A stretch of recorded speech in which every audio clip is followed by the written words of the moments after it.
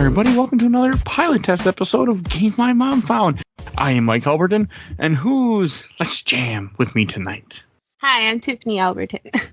Hey, this is Kerry Chandler, Carusetta on Twitch. And welcome back, both of you. So I had this whole idea how I was going to do part of the intro song of Tank, the whole what they say before Let's Jam, and then I forgot to look up the lyrics before I recorded this, and that didn't happen. That was my plan. Yeah. But it didn't work when you forget about the plan until you hit the record button. Yeah, that's all right. I didn't have a funny intro for myself this time either. And this episode is brought by you guys. This episode is thanks to you. Because of Patreon, you guys voted for this episode, and that's why we're bringing you our second pilot test. So as little as $1, you can go to our Patreon and vote and decide what we're going to cover each month. Each month there's a poll. Right now you can vote in the horror movie that we cover. A Nightmare on Elm Street, The Witch, Poltergeist, or Reanimator. You can vote for $1 on our Patreon poll. You see a link in the show notes. So we are here to talk about Cowboy Bebop pilot, the first pilot, which, again, this doesn't really lend itself to anime because I don't think animes really have pilots the same way. I mean, the manga probably is a pilot, but we're going to talk about the first episode, Asteroid Blues, session number 1, which came out in 1997 originally. Yeah. Damn. I feel old. Well, it didn't come to America until later. It was 98 in America. Yeah. Okay. Oh, okay, that's way later. So this was one of the early Toonami shows, if I remember correctly. Yes, this was, God, I feel like it was it the first season of Toonami, I thought. This was the first big one, part of the lineup. Yeah. Because it was like this, Outlaw Star. I don't even remember the other one. I remember Outlaw Star. I mean, they definitely played DBZ. Oh, yeah. Because they had DBZ in the afternoon Toonami block, but they also would replay it at night. I looked up the lyrics, by the way, is I think it's time we blow this scene, get everybody and the stuff together. Okay, 3, 2, 1, let's jam. Okay, that's what I wanted to say when I started this episode, but I forgot. You could restart it and just say, okay, 3, 2, 1, let's jam. I could, but I don't know if I want to either. So, I mean, again, this music is always stuck with me too. Even though I don't have any like appreciation for, I don't know who this group is otherwise in the song Tank. I like this intro song. It's good. Yeah, it's a group called the Seatbelts is the band, but it's composed by Yoko Kanno, who I think does all the music for it. And Yoko Kanno also is in the Seatbelts. So there you go. Oh, it was a band created for this show. Oh, okay. So I'm assuming this is the same song in Japanese then. Yeah. Okay. Yeah, the music is the same in the Japanese or the English version. Okay. I didn't listen to. This is one of those shows I have to listen to in English. I grew up with that. Yeah, that's interesting. I was wondering if we're going to talk about that because you got that subs versus dubs debate, and when I was young in like freshman year of college, circa like 2001, 2002, I very much was part of the like pretentious subs only group.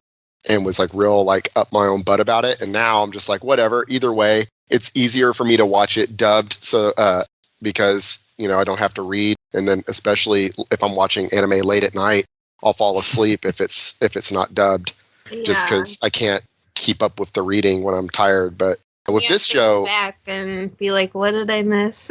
Yeah. With this one, I really liked, I watched it. I was using my computer, and so I could just like right click and change the audio track and the subtitle track like on the fly. And so I would like watch a scene and I would be like, I wonder what that was like in the Japanese. And I would flip back. And then I had the subtitles, English subtitles, which were the direct translation of the Japanese going while I was watching it in English and seeing the differences. What we do. Yeah. So you could see the differences between the like Japanese translation and like what they did. Yeah, exactly. It's interesting. Like that's how I watch everything with subtitles. But I would laugh at this because there were a lot of things where the subtitles were different than what they were saying in English. Yeah, well, it makes a lot of sense. It's the difference between translation and localization. They also have to get it to be able to fit the movements of the mouth. So sometimes they have to mix it up because the language is so different. Yeah. But I was thinking about it like some of the colloquial stuff, and then the accents is also why. Like I was like, well, wonder what accent they're going for in the Japanese versus the English. Oh, I never thought about it. Yeah, we could talk about some of those when we get to those scenes. I'll talk about them. Okay. I also like the way that this show just kind of the first thing you see is just space and ships flying, and that's just the first intro to this show. And Also, I like those graphics still. Did y'all's version not have the Oh no, it didn't. I forgot. I forgot the to say that, the foreshadowing flashback. of episode 5? You see the flashback before the episode starts, before you even get the intro music, which threw me off as a kid when I first watched this, because I'm like, what the hell? Because that isn't, like you just said, it's not addressed till later. Yeah, it's episode 5 is the episode that's from. I'm pretty sure. It looks super cool, and you're like, all right, we're gonna get some action, and then just. Yeah. But you just get the flashback. Like, I don't even Is that just because episode 5 is when it kind of talks about like the more story of Spike and everything? It's his backstory with Sid Vicious and all that, and how he talked about it in this episode. He tells, what's her name, the woman, Katerina. He tells Katerina about how he got shot once and it wasn't any fun and all that, and that's what he's talking about. That flashback where he's in the church and he gets shot up and he uses the grenades and jumps out the window, and it plays that Greenbird song. So that's what that was. I don't know why. Yeah, it's so good. So that's what that intro was. That intro was like showing little flashes of that later episode, which is like what you were saying with anime. They don't really, and really with cartoons, they don't really do a pilot exactly. They usually make the entire first season all at once. And like He-Man, for example. Or sometimes they make all of the entire series all at once, depending on the show.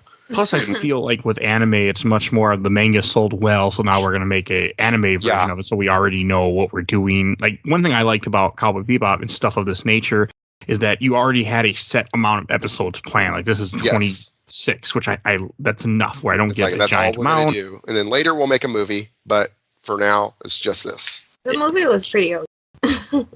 I have it. I don't remember it. I actually haven't seen the movie. I just have the DVD box set. I think it's like it takes place somewhere smack dab in the middle of the show. I was hoping it would like continue. It definitely wasn't after the show. No, it wasn't after the show.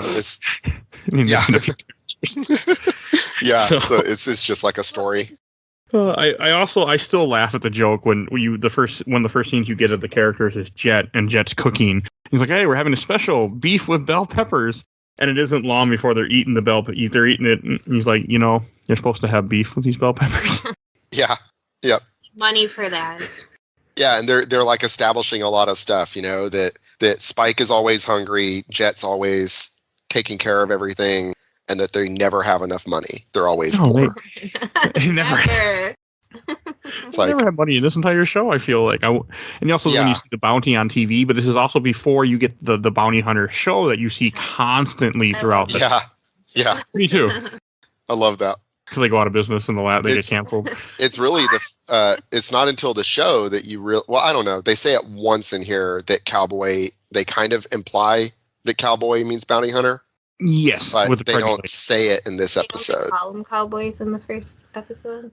Like the pregnant woman, I think, does. Yeah, Jet introduces himself to Katerina as a cow. He says, "I'm just a cowboy," and she's like, "You're a bounty hunter." Oh, okay. In the English, she says, "You're just a bounty hunter." Isn't implying that cowboy is not accurate or something. But yeah, in the Japanese, he says, "I'm just a cowboy," and she says, "You're a bounty hunter," like surprised. So. But yeah, it's later episodes where they start off with that show where they say, "All right, cowboys, here's your bounties for the day." Okay, I don't remember that. We stopped ourselves from watching more of the show. Oh yeah, well I've seen it so many times. It blends for me. But yeah, I know I specifically just watched the first episode a couple of times instead. This is gonna get me to watch the show all the way again, like the fourth or fifth time. Same. I haven't watched it all the way through in like 15, 20 years probably. I also watched a movie then too. Sure. Ooh, there you go. There we go.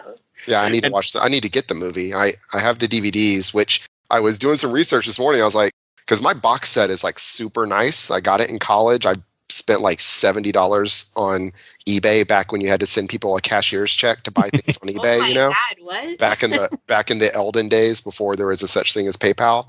And I remember I bought it and it's like super nice, really like embossed cover, and it has all this artwork in it and everything. And I was looking it up this morning, and they're like, it's called like the Real Sessions, I think, or something like that. And anyway, if you look at it, look it up, they're like the actual version of this, the real one has 7 discs. the bootleg version has 3, and I'm like, well, my version has 3, so I guess I've got the bootleg version. It just has the episodes. It doesn't have like all the behind the scenes stuff, commentary, artwork, all that kind of stuff. So. Yeah, that was a thing in that time zone though. It too. was. That's my Evangelion box set looks super professional, like something you would have bought at Suncoast, and I'm certain that it's bootleg also. If only because all the menus are in Chinese, not even in Japanese. Yeah. So there's that. That's what I got was a bootleg copy. Mm-hmm. Oh yeah, that's why it was just so hard. It was so hard because it was like back then you could go to Suncoast and you could buy VHS with like 3 episodes of a show for like $50 each. And it was ridiculous. There's no way. Or you could go, once the internet was more a thing, you could go and buy things online, but then, you're probably not getting the legit version. I remember I bought Dragon Ball GT and it was in college, and it just came on like burned CDs with like the, covers you printed home. I went through a lot of this that isn't legit. With burned CDs. I had a whole collection of anime on burned CDRs. Yeah. Well, of course, now you've got so many ways to watch things legitimately, like with Crunchyroll and all that. It's just, and so many, and of course, so much like on television now with Toonami. And then if you've got like HBO Max has like almost all the Studio Ghibli stuff. It's pretty cool. Oh, it's so beautiful. I love that. Yeah. And I was a little confused in this episode at first because they talk about how in the very beginning they're like, oh, they're at Tijuana, and I'm like, oh, they're in America, in Mexico. I had to Google it. They're on Earth. I'm like, no, they're not on Earth. When I watched this in high school, I thought when I saw it on Toonami, I thought that they were on Earth. Yeah, and then I finally kind of like realized later this like, oh, they're in space somewhere. And then it's like, oh, Asteroid Blues. Mm-hmm. Duh. Yeah. On an asteroid. They're on an asteroid named Tijuana, which again makes sense because you look at just in America, like you just look at like when people have discovered countries, they always name it after something that they know. Yeah. Because that's just what people do. So it makes sense. Complete sense. And it's interesting though, if you like look into like analysis of this, like why Tijuana? And it's because like a lot of this show is an homage. Well, it's several homages, right? There's like a big scene that's like shot for shot remake of Desperado. And there's a lot of it is like alluding to the Sergio Leone, those Clint Eastwood, like Fistful of Dollars and For a Few Dollars More and all that. Yeah, well, those are good movies. And I didn't really think about those being references to what's going on here also. Yeah. And then another scene that always cracks me up, and I know it cracks Tiff up, which they introduce in this first episode. You have one of the first scenes you get at this colony is you get the 3 old guys sitting at the bar talking. Yeah.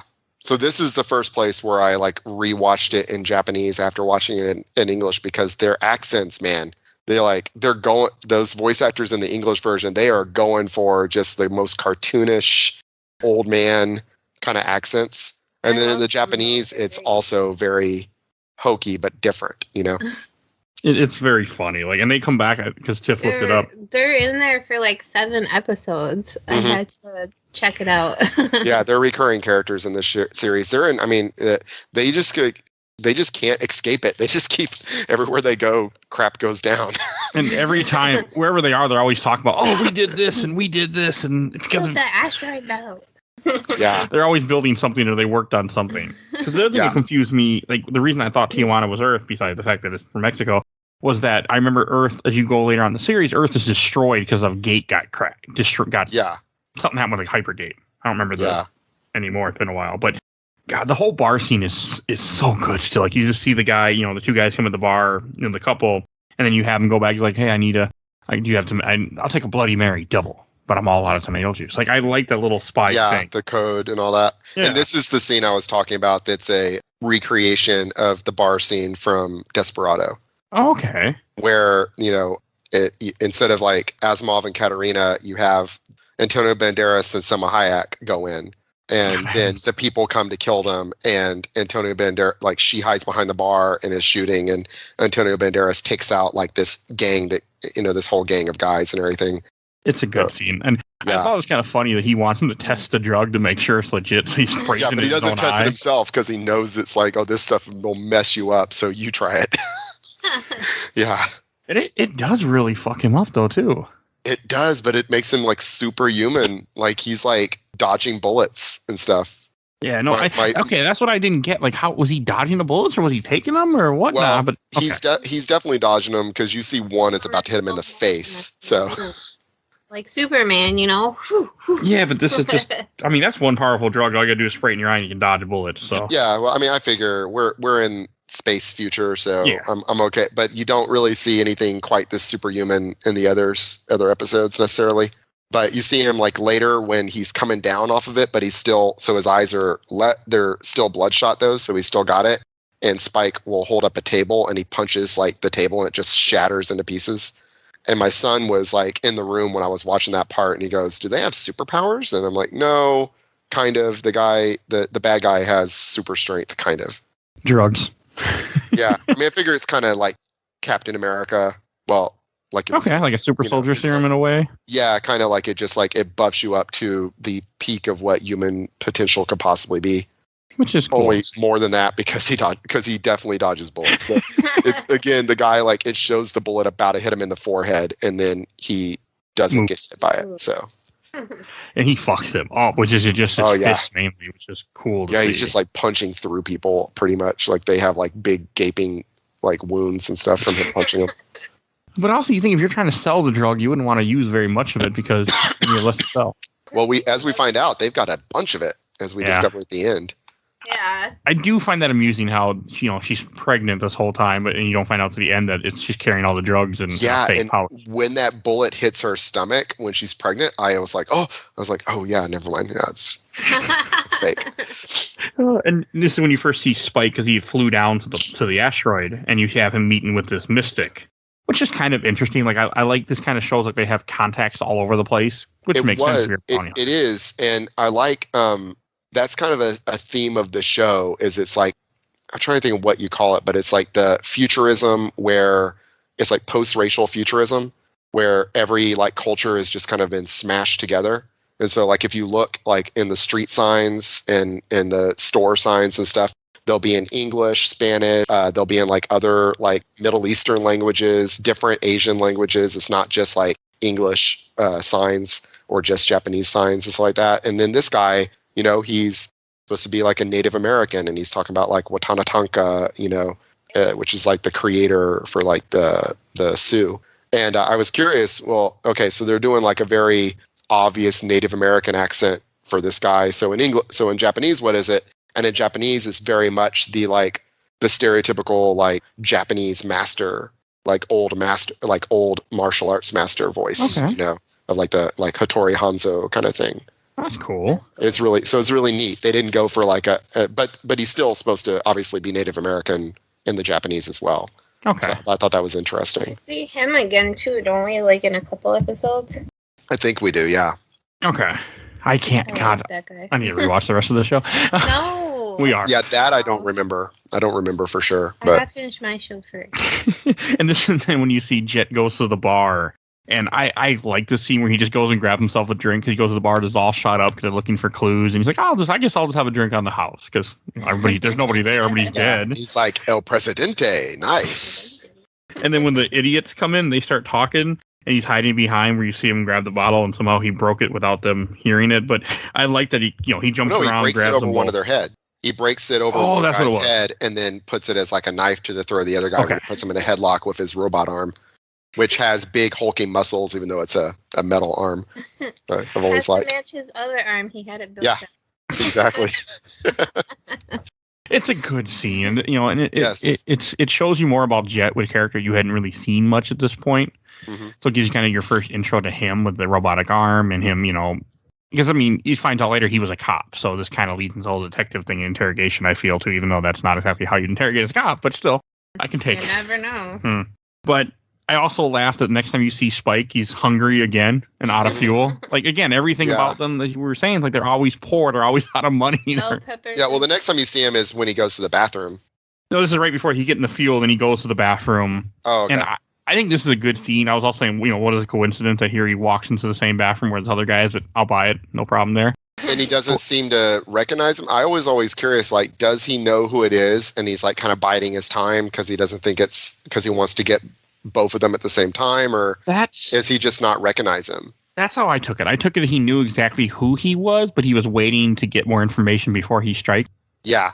That's how I took it, because it's too cool. The way, like, even when he's in there and he's washing his hands and the guy goes to, pull out a gun or pull whatever the hell he's going to do, and he makes a comment about, oh, make sure just leave the water running. Like, you can tell that I felt like he knows who he is and he's just waiting. Yeah. That's how I took it. And I still like that scene. Yeah. There's a similar scene later where I'm like, is he playing them or not, kind of thing. So I feel like he can't be that dumb. Yeah, it's curious because that is kind of like a trope in anime a lot of the time, is to have the protagonist who is like really good at what he does but is also kind of a dope. A lot of the time, like that's Goku in Dragon Ball Z. Like nobody can fight as good as Goku, and he's like always good, but he also is like super oblivious and kind of an idiot most of the time. And it's like that is kind of a trope you see in anime a lot, is the protagonist being that way. So I wasn't sure. Okay, I always took it that he's smart, but yeah, I did too. Yeah, that's what I leaned toward. And this is also when you have him run into the woman, which I laugh my ass off at the scene still, where she drops all the groceries, starts picking up for her, and then she's like, "Oh, thank you," and she's like, wait a second, she realizes something. Give me my hot dog back. He's got the entire hot dog in his mouth. Yeah. He's like, oh, here you go. Yeah, you can keep it. Another trope is the lovable hero who is always hungry and like eats like a pig. That's Goku again. Oh yeah. I keep making it to Goku because I think, I was watching this show and Dragon Ball Z at the same time of my life. I was watching a lot, like those two shows in particular I was watching religiously, were Dragon Ball Z and Cowboy Bebop. It's also, which makes sense. I didn't really do all the comparisons to Goku and Dragon Ball Z, but now that you're bringing them up, they do make sense and they link together well, I feel. Yeah, and you see it in other shows as well. You see it in One Piece similarly, in other shows, like where you have the protagonist who's just always hungry, always eating. So because it's like it is just kind of like a manga and anime trope of the kind of dopey protagonist who can't stop eating. And so at the same time that you have him, like when he does that, he also ends up stealing all her cigarettes too, that he hands her back. Oh, is that? Yeah, it's a bunch of boxes of stuff. I didn't know if it was cigarettes or what. I just figured it was more food.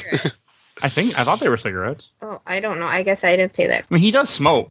Yeah, they're cartons of something. They could have been cigarettes or macaroni. I was like macaroni and cheese and stuff, but yeah, it probably is.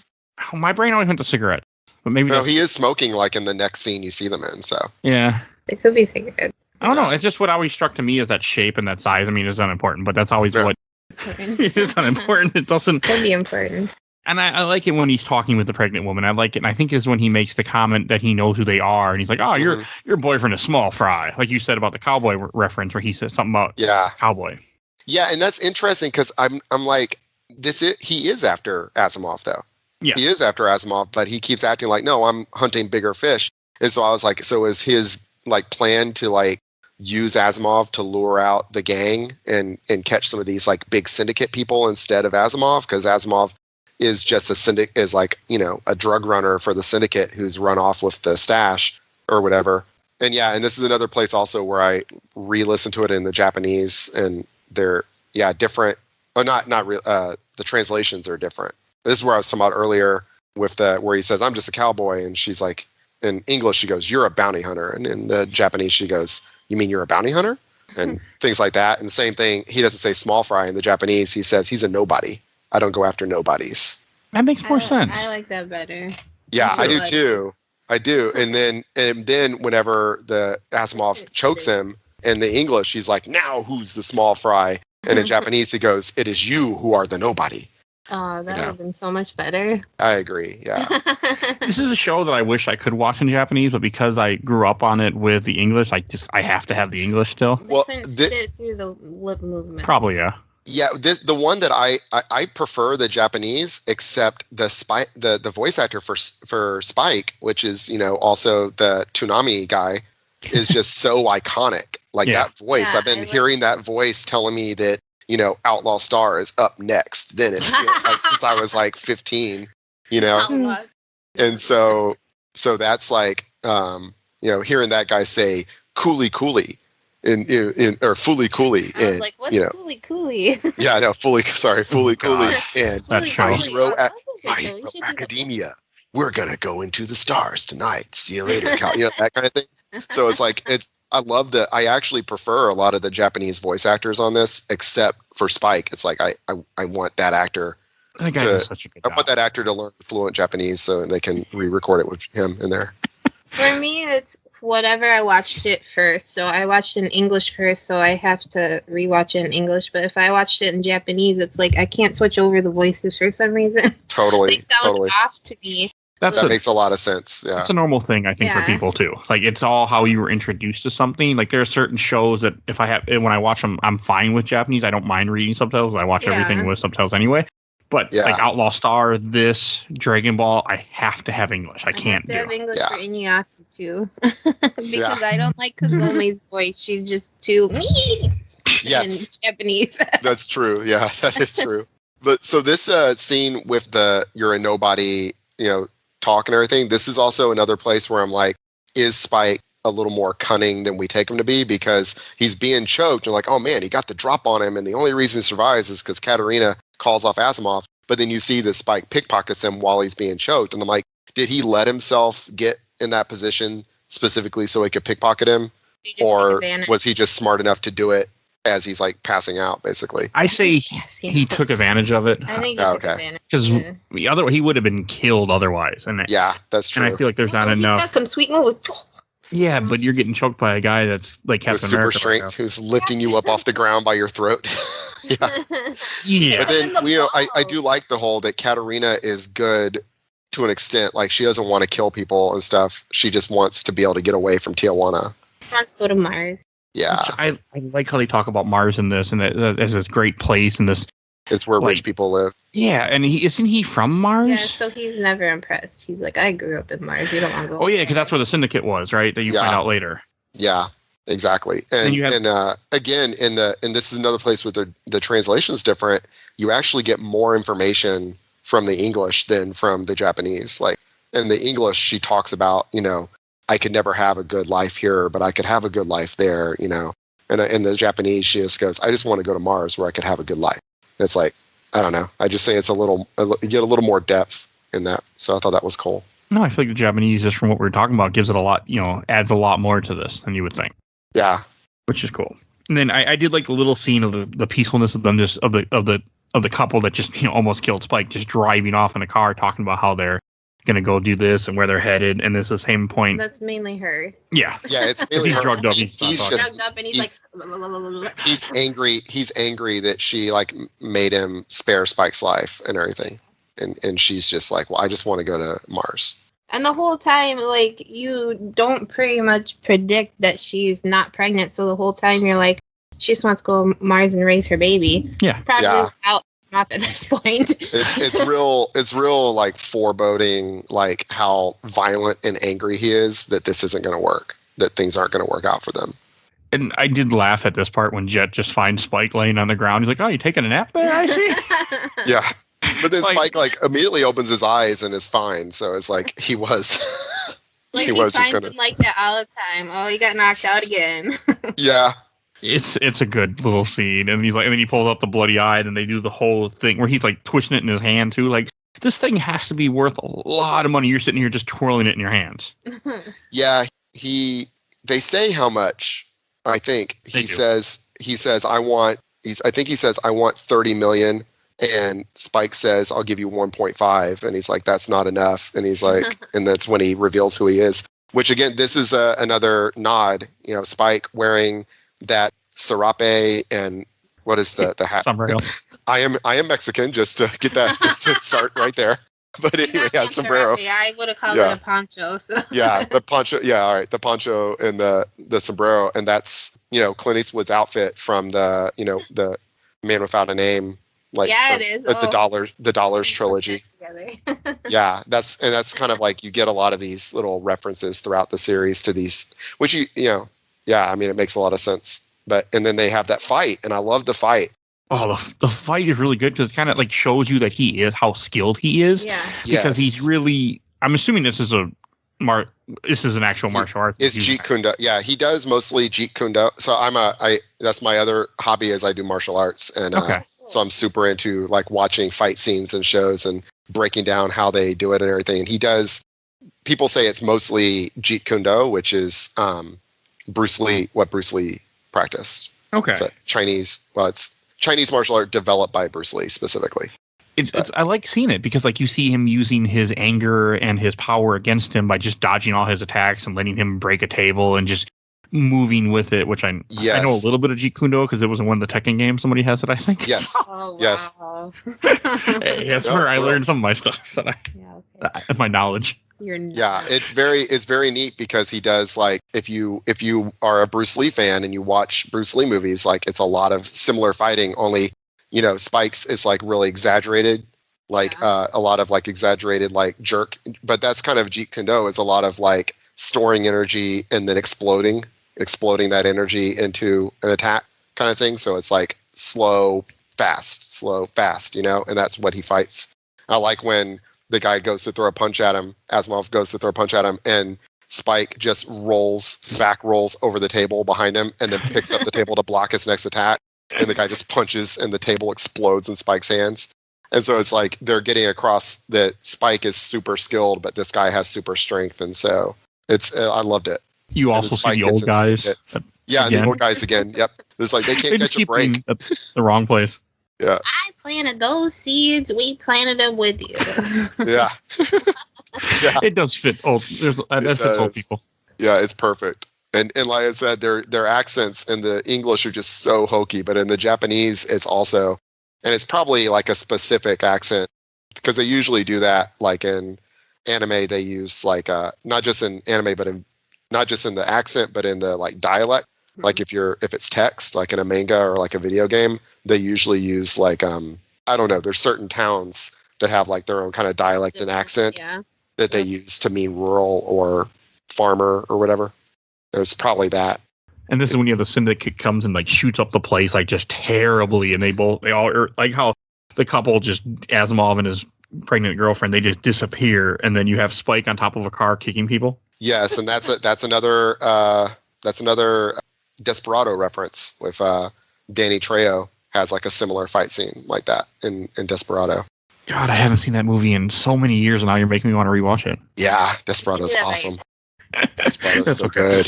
I haven't seen like the Mexican. What is it called? The Desperado sequel that they made like 20 years later. Oh, I know what you're talking about. I haven't seen that one yet, but I've seen it, but I can't remember the name now. Yeah. Oh, then you also have this. I like how you have Jet come in to save Spike. Those are always good little scenes. And he's like you're late. Because he's hiding behind the car. They're just shooting everything up, and at the same time that you're having this happen, you have the couple who's ran off and got into a plane they stole, and they're flying away. They're being chased by the syndicate, and yeah. And I think they showed a bunch of ships like arriving through the jump gates. They did. Like just right before they had shown a bunch of ships, so you know that something's about to go down right before this happens. Whatever happens, they're not going to do it. They also have a scene of all the police, like just all these police sitting at the gates at one point. Oh, that's what it is. Yeah. That's what I was. Yeah. Which is foreshadowing what's about to happen. I like how, it was kind of amusing me how quickly Spike gets back in his ship and all of a sudden he's chasing after them all over again. Like he's right up on them and he kills the two syndicate people and then is trying, like, so my idea was, how was he going to stop them in that ship? Like, what was he planning on doing? Like, oh, just pull over here and I'm going to arrest you, okay? I mean, maybe take out the engines. I don't know. I don't know what his plan was. I mean, don't they have doesn't he have a thing where he can haul ships? Hasn't he done that with Face? Oh, yeah, he has that hook. Okay. Yeah, I thought you were talking about a grappler arm. I'm like, wrong anime. Well, no, it is like a grapple arm thing, yeah. Not on his ship. God, I don't remember. Turns it into like a tow truck ship. Yeah. It's either Spikes or Jets that can do that. I think it's Spikes, the red one. Okay, God, it's been a while. Man, I need to watch more. Okay, I don't remember a whole lot. I mean, you used to target engine, all my brain went to a Star Trek. Like, does he have that pinpoint accuracy? Because this gun just kind of like shoots forward, I feel. Yeah, and so they go into space and they're flying toward the police. And at this point, I'm like, shooting up. Yeah. And you just see him just like all drugged out. Just tweaking out. Yeah, he is like tweaked, and she realizes, like, so I thought she's like, oh, he's going to get us killed, and that's why she shoots him. But then the police killed him anyway. So I guess she just wanted to make sure that more life maybe wouldn't be lost, because maybe he would have done something different instead of just being a sitting duck. oh yeah, maybe he would have started shooting the police or something. I don't know. Yeah, so she decided just to end it and just killed him, put him out of his misery quickly. Yeah. But And then there goes the bounty, and then she just dies in the explosion. The police just shoot them all up. Or maybe she's hoping that by killing the bounty, they wouldn't. Well, and her ship like breaks apart, but she doesn't. She then is like floating in space, and you see all the vials of the red eye go kind of floating away from her. Yeah. You know, I would rather blow up instantly like that or get shot in the head than die in space. Yeah, probably. And I mean, the compression and everything that I feel like must happen to your body must be terrible. Yeah, well, you freeze to death. I think is What you die. happens to you? You die freezing to death before anything else, probably. But yeah, it's crazy. But yeah, You have so no she's air. blown out into space. Then you have the bloody eye vials just kind of floating around her. It's really it's sad. And it was my son again was watching, and he goes, wait, who killed them? I'm like, it was the police. And he goes, why? And I'm like, I don't know. I guess they were wanted dead or alive, and Spike was going to try to take him alive, but the police, got to him first. And he's like, I thought you said I would like this show. This seems like a really adult show. I'm like, yeah, it's probably a little adult for you. Yeah, he has a point though. Like they didn't even try the police. Like, yeah, screw it, we're just killing them. Like not even fighting back. They're just The screw 'em. police are not good guys in this.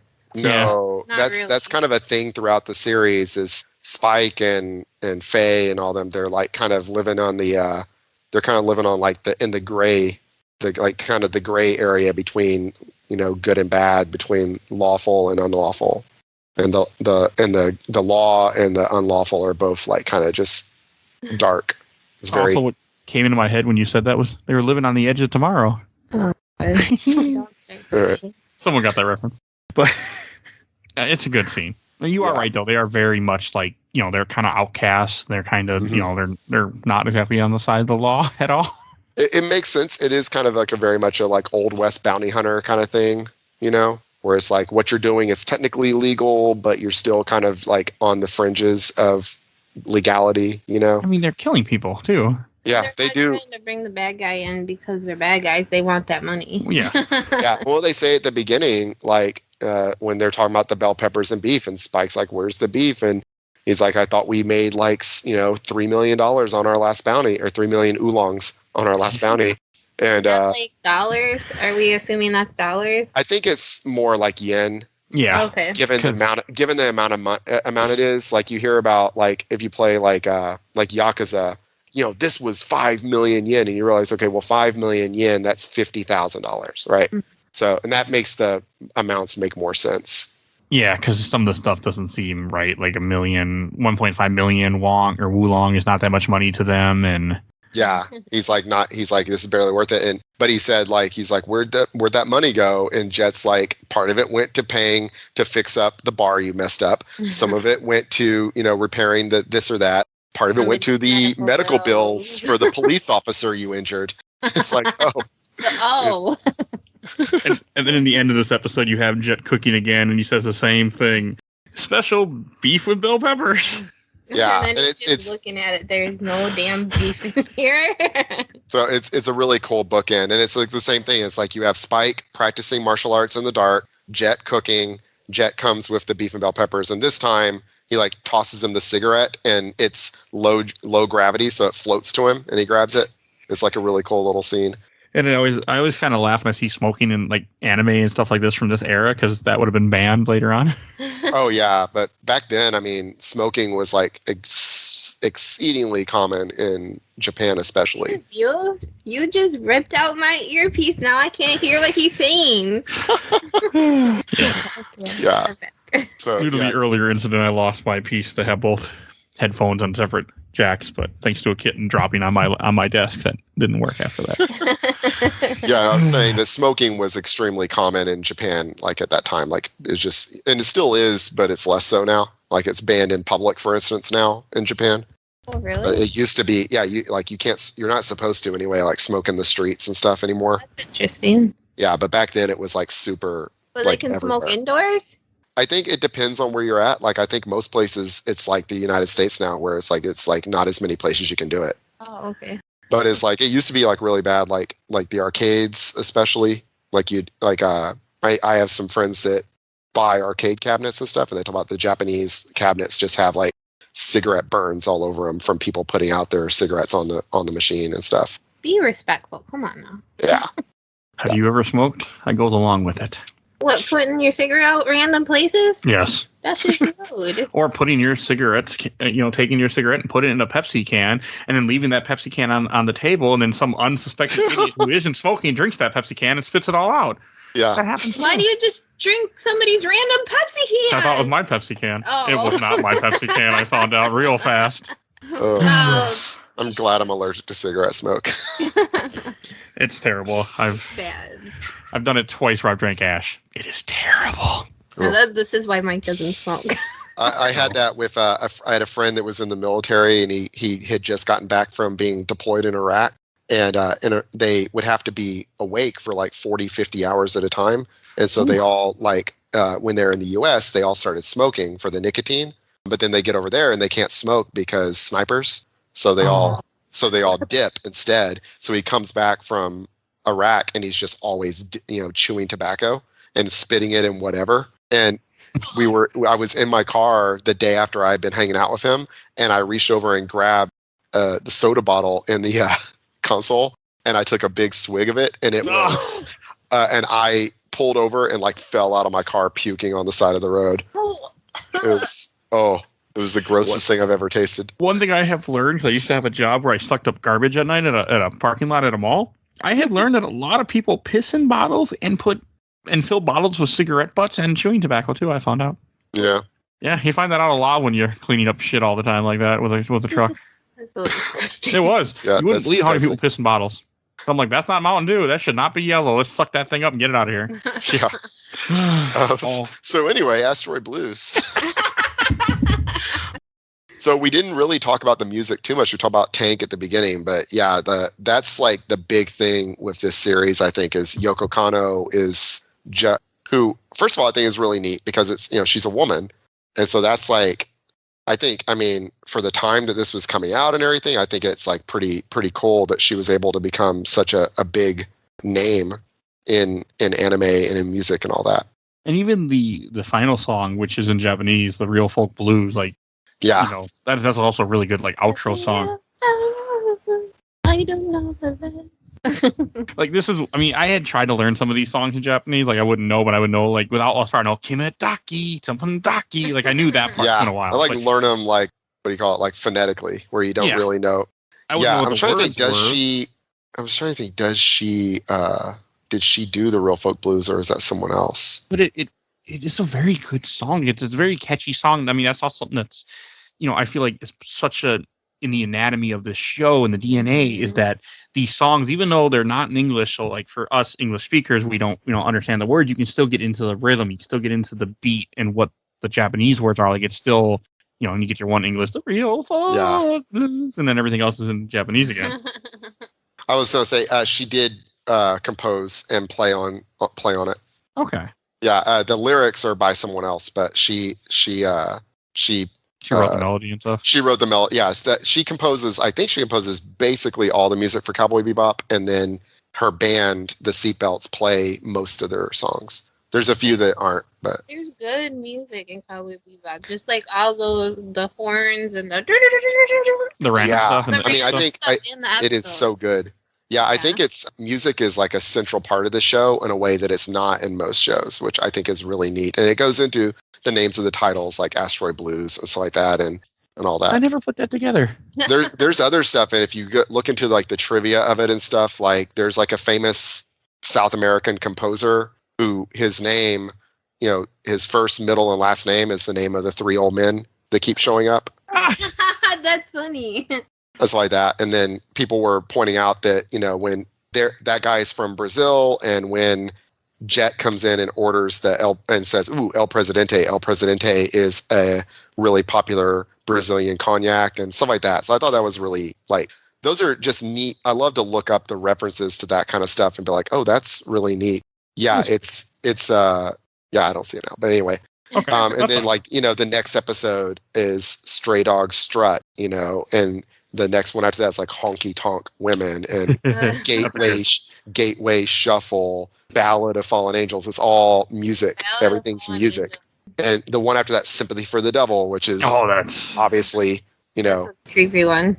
yeah. But is it weird that Heavy I Metal recognize Queen. all these by the title? I've seen it that Yes. much. You hear that Yes, Good show. yes. hear that title and you immediately go to it. But yeah, I'm just looking at my box set and like the names of the episodes, and I think they're all music references. Yeah, Except Toys the in the Ed- Attic, Gateway Shop, Waltz for Venus, Jupiter Jazz, Wild Jamming with Horses. Edward is what Ed's episode, right? Jamming with Edward is, I think, where Edward shows up. Yeah. I love Edward. He's my favorite. Yeah. Oh, I love that concept of the where you have. I mean, that was kind of forward for the time of I think maybe it was not in Japan. Maybe in Japan it was more. Japan did certain people in Japan. From Chrono Trigger, like with Flea being trans, I know that had something to do with the creator. They put it in there on I forget why. Like in Dragon Ball, like Frieza is kind of like supposed to be like a trans character and I think it had something to do with I don't know if I'm correct on this, but like it was just a non-gender. Maybe it's non-gender. That was something to do. It was on purpose though. Yeah, it's like it's not conforming. Yeah, I get you. I mean, you see that with other stuff. I mean, Final Fantasy. Oh, okay. Is it Final Fantasy 4 where you have the pirate character that it turns out is a woman? That's 5, Ferris. Or is it 5? That's 5. Yeah. And then you have Go-Go in 6. Male, female, we don't know. Yeah. Exactly. So I guess it is a thing. She's probably like 11.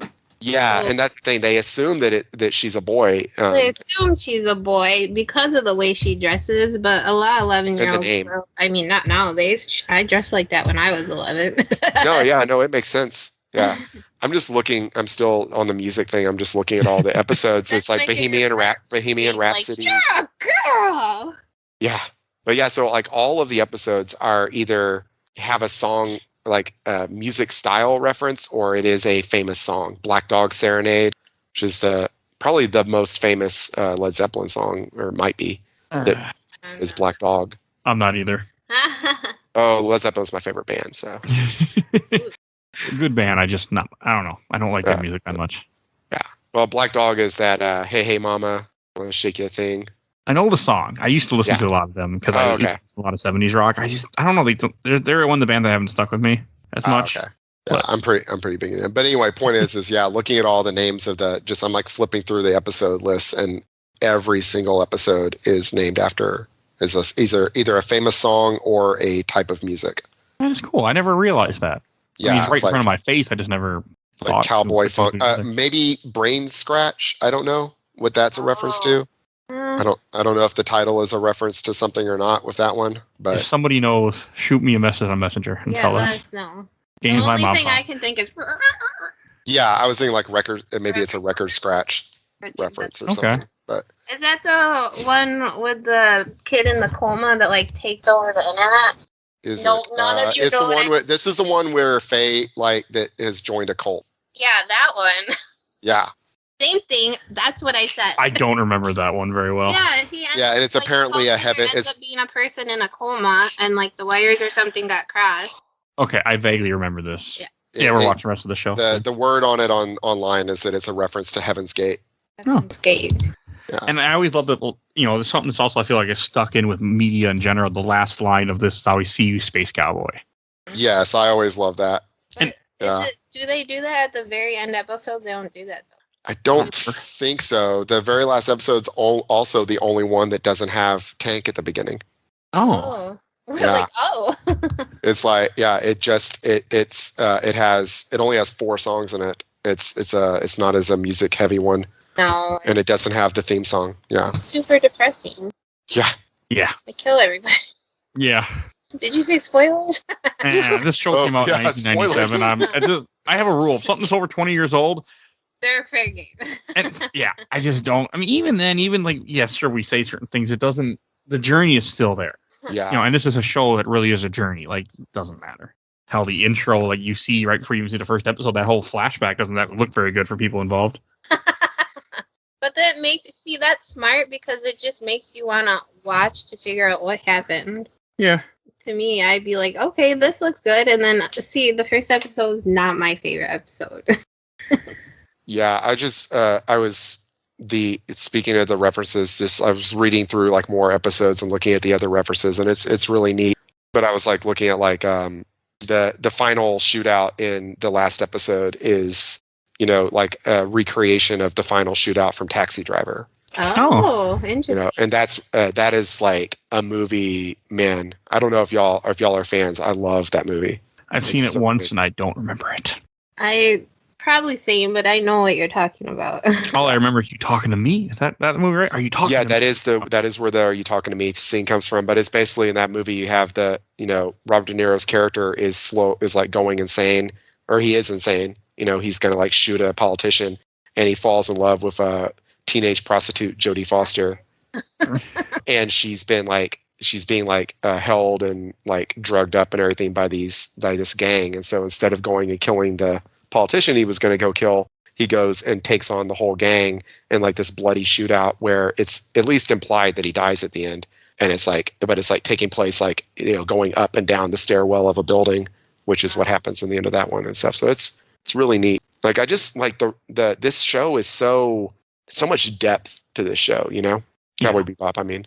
And then I do have a couple questions I want to ask us. Do we want more, and are you compelled to watch more of the series? I mean, it's kind of a trick question because all of us have watched the entire series more than once. But I'm going to rewatch it now, that's for sure. Yeah, me too. I'm going to. Yeah, probably. Like, sorry. That's one of the things about the show is that because one thing about pilot tests that we like to do is like, see if an episode grabs you enough to make you want to watch more. And I think this really does, even though this isn't really, Japanese anime is different than that. But yeah.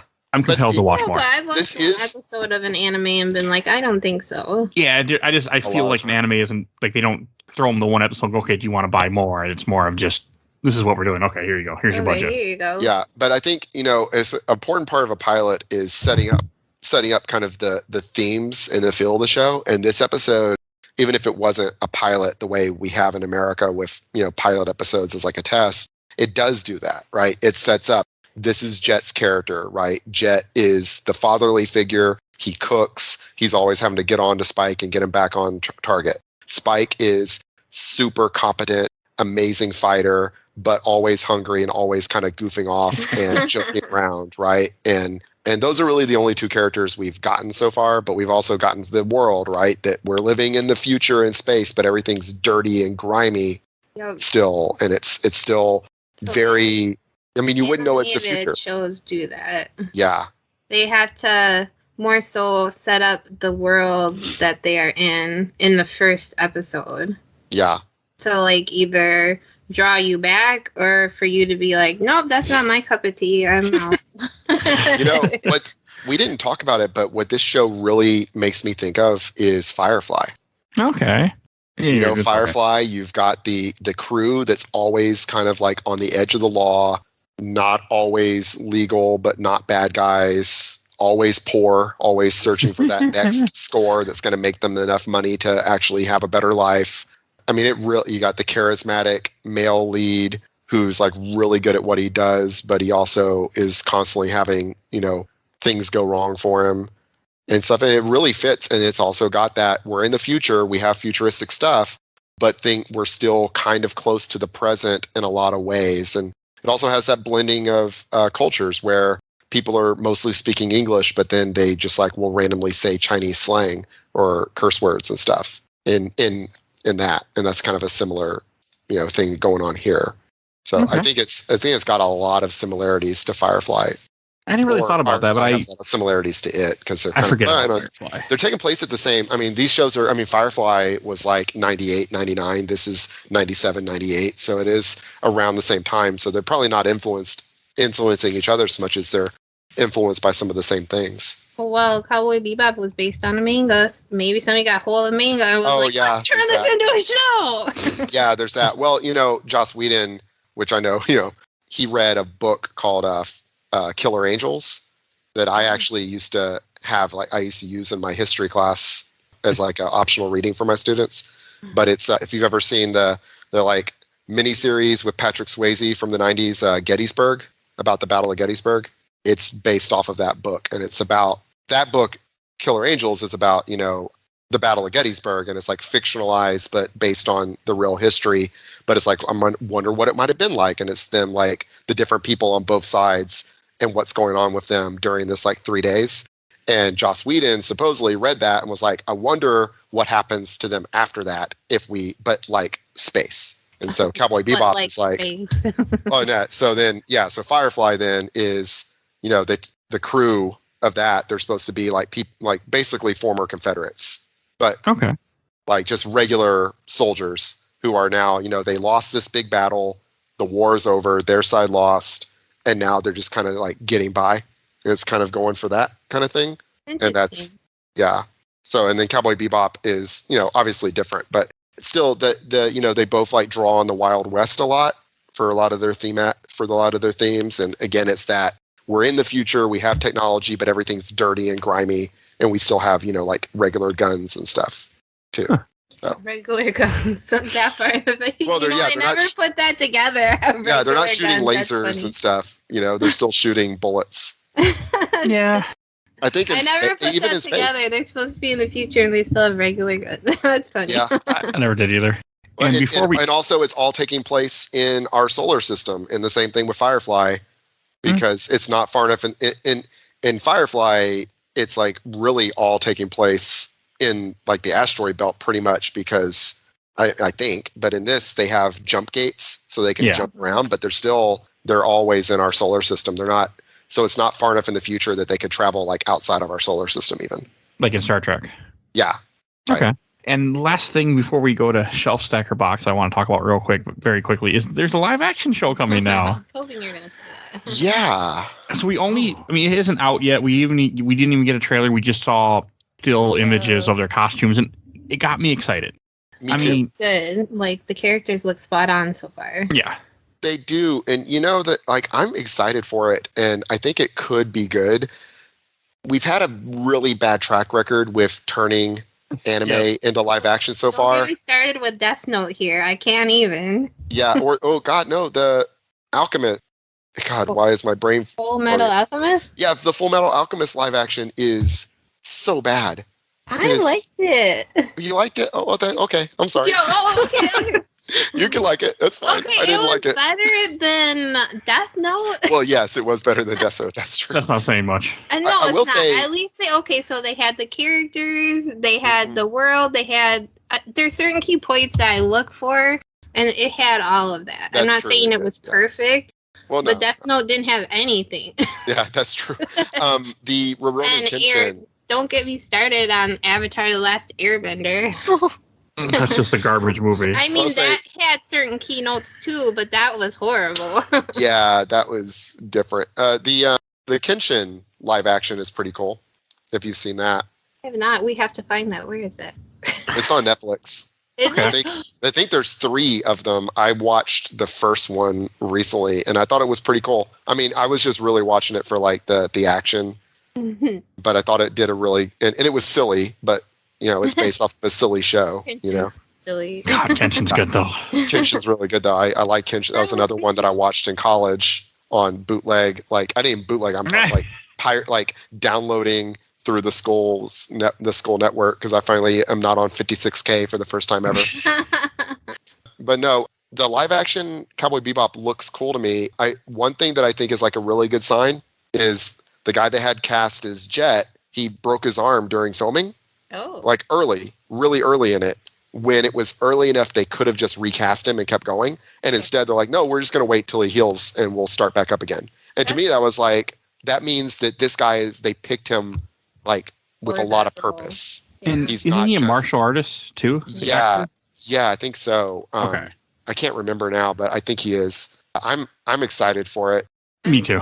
My friends and I were talking about it, and one of my friends was like, I hate the person they picked for Faye. She's not sexy enough. I'm like, okay. That's just because she's covered. Yeah. It's 2021, and the show would have to have like a rated R rating if they had Faye that dressed the way she. Faye's very unrealistic in her body standards. Oh yeah, I couldn't find it, but the actress had came out and said, well, they tried to find someone they tried to make me 6 foot tall and go back in time and change my genetics, but that was too expensive. And we tried filming with a little rubber costume on, but it just kept falling off and you just can't do shots, something like that. She had a nice comeback to all that. Yeah, and that's stupid. She's beautiful. It's what are y'all doing? Yeah, I just told my friend said that, and I was like, okay, come on now. I'm hoping they like reference the old costume or something. Like they pick it up or something. Like you're not wearing this, put this on. They've been doing that in comics. Way. Like I think this, anime, especially 90s anime, has a lot of cheesecake stuff in it. It did in this one. They did the shot where the camera is just staring at Katarina's tits, and the old men are like, "Woo," and it's like, come on, you don't have to do that. Like, if you make a live action version, you can just make Faye cool. She can still be the femme fatale character and not like be like. As long as she's got the attitude, I'm okay. Exactly. If she has the attitude, that's all you need. Exactly. Now, is this an American one or a Japanese one? Oh, I don't know. I don't know either. I think it's Japanese. What's wrong with you? That'll be a good indication of whether it's going to be good or not. Probably. Yeah. If it's I'm very sad if it's American because it'll probably suck then. Except the pictures look good. Yeah. Yeah, it does. It looks really good. I don't know. The Kenshin live action is definitely Japanese, and it's amazing. Like that, the action in it is just so well done. I'm excited for it to come out, and I'll definitely be watching it. Maybe is it going to be a Netflix series? Yeah.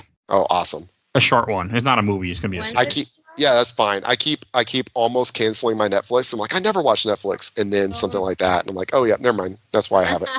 Yeah, I'm trying to find out. 2021 it says, but I can't find out. Oh, it's Japanese. Cool. Those little kanji letters are any indication. Yeah, I can't find 10 episodes. It looks like, but I can't find out when it's coming out. It just says 2021, so we'll see.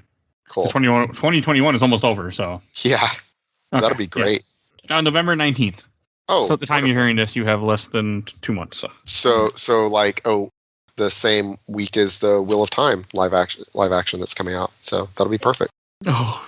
What? Oh, how do you? Oh, you're hurting me, whiffing. Really? Yes. You haven't seen Beetlejuice. I think I know. Even. You haven't seen some of the most iconic movies out there, so I think we're fucking. I skipped the 80s. I don't care. So it's okay if she hasn't read 14,000 page series. I don't care. Right. I think we should go to Shelf Stacker Box. No, I'm not done.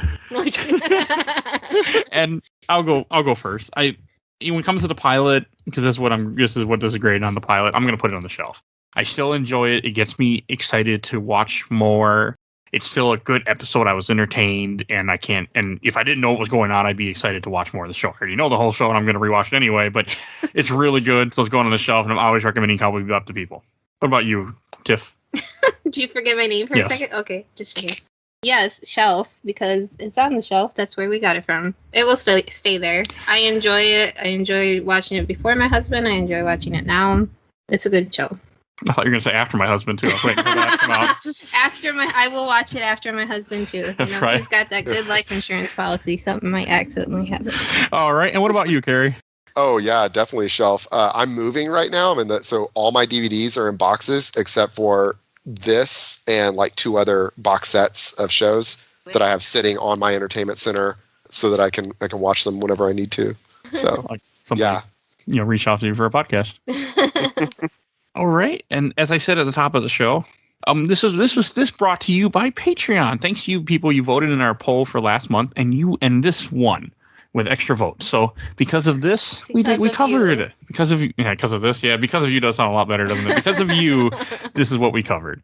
So thank you for voting Patreon. And for little as a dollar, you can vote in our Patreon. And current month's poll is for horror movies. You get Nightmare on Elm Street, The Witch, Reanimator, or Poltergeist. The original one. Poltergeist. Yeah, whatever.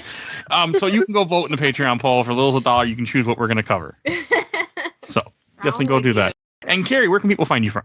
Hey, so I am on Twitch, Karuseta, Kerooseta. I play a lot of Dark Souls and also Dark Souls and some other Dark Souls games. And occasionally I go on my workshop and I film myself repairing and modifying video game consoles and things like that. So yeah, catch me on there. Just recently, well, not that recently, got affiliate status on there. So nice. I'm legit now. Legit. I need to get into Twitch one day. Yeah, making literal pennies. But you're not gonna be legit, so I won't watch you. Eventually. I got enough following. I think if I did it on here, people would subscribe to me. Yeah, totally. You though, you'd have to wear a shirt. Yeah, that too. But we eventually go live in the show. But also, and want to give a shout out to my friend of the show, or friend of co-host of the show sometime, Bill Tucker, who did the MCU with me, which is almost done at the time of hearing this. We got one left. He started his own podcast, The Gamer Looks at 40, so definitely go check that out. It's a much more edited show than this show.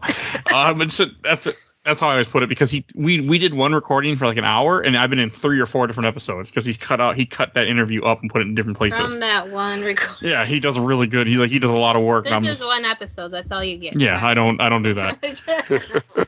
I just record one conversation, edit, boom, put it out. But he does a good job. Definitely check him out. Want to give a shout out to our awesome intro and outro, courtesy of Bubby, aka Mike Stoney from ZP Bite the Bullet. Song The Cool Kid Squad. You will see a link in the show notes to his YouTube channel. Definitely go check him out. He makes video game music. Take a breath. No.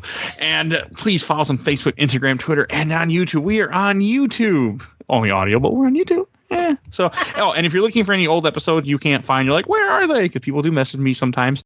Just go on podbean.com or and search Games My Mom Found, or you can see a link in the show notes. It has all the episodes, or just Google as Games My Mom Found Podbean. You'll find us. It has all the episodes, so you can download all the old episodes if you want to listen to them that aren't on iTunes or Stitcher, because that only holds up to 100. So it's there. Just go find it that way. All right, and I think that's everything I need to say. So we will see you guys all next time. See you later. See you later, Space Cowboy. That was good. Good.